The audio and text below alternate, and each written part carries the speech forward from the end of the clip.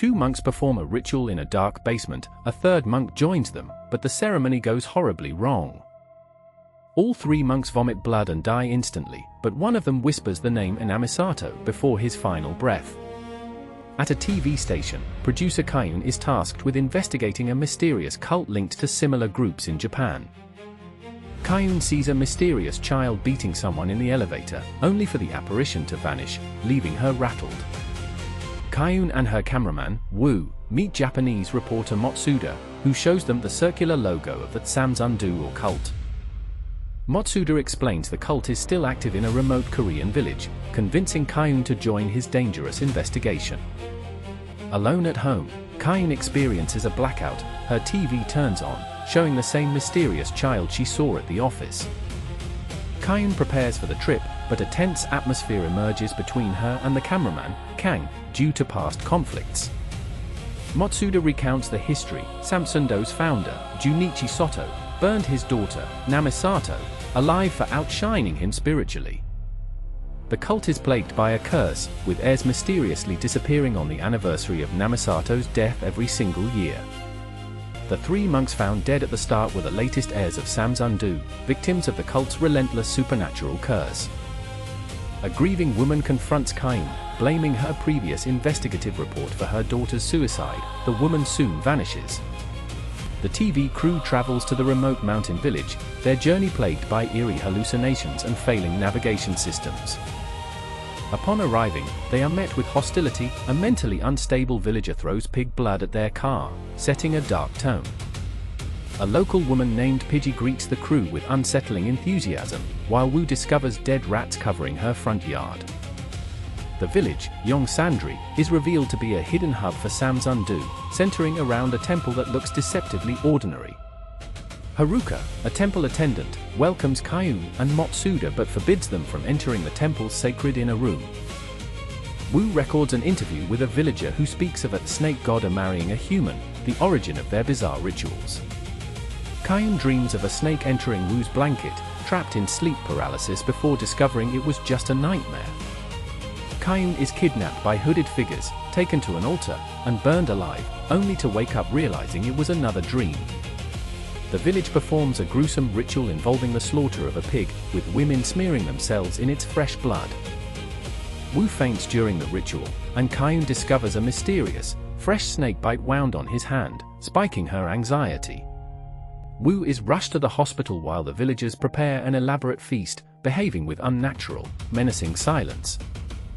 The village chief welcomes them, but the chilling atmosphere makes the crew realize something terrible is planned for the next day.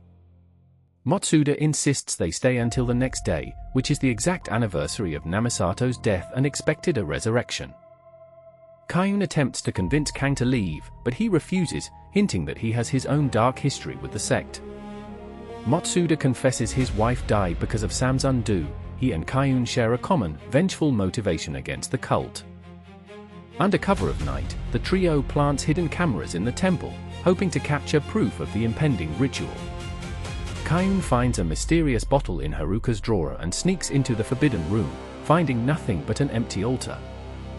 Cayun hallucinates a child pointing toward a hidden passage beneath the altar, guided by the ghost of a wounded woman.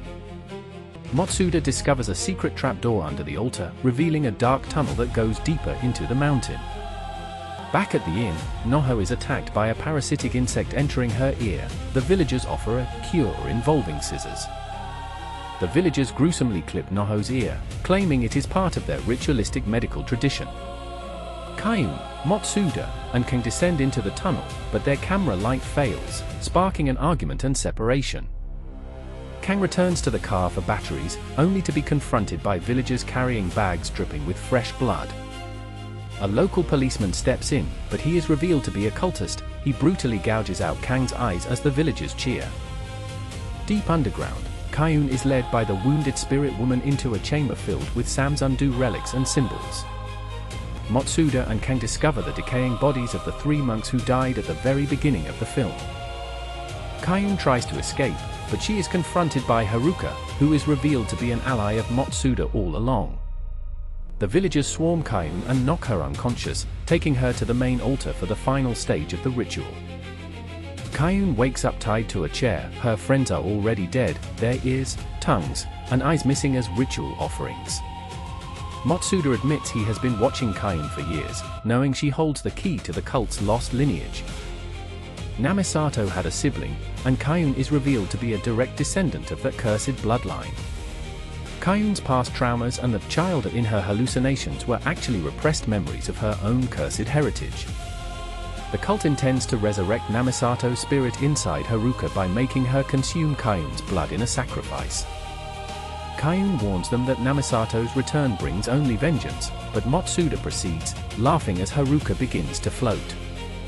Haruka's body fails to hold the spirit and disintegrates, causing the cult members to panic and recoil in terror.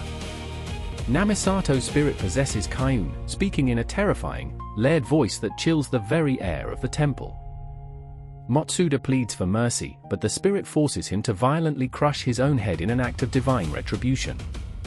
The villagers worship Namisato, only for the spirit to turn on them, forcing them to turn on each other in a bloody massacre. Possessing Cayun's body, Namisato exits the temple, walking out into the night to continue her long-awaited revenge. The film closes as Namisato Cayun wanders into the darkness, leaving a trail of destruction in her wake. And that is Samakdo. If you loved this chilling horror recap, smash that like button and subscribe. We have plenty more intense movie breakdowns coming your way, stay tuned to the channel for more. This film serves as a reminder that some secrets are better left buried deep in the past. From the quiet mountains to the horrors of the altar, the journey has been truly life-changing. The characters in Samakdo faced the consequences of digging where they didn't belong, a lesson for us all. Don't forget to hit that notification bell so you never miss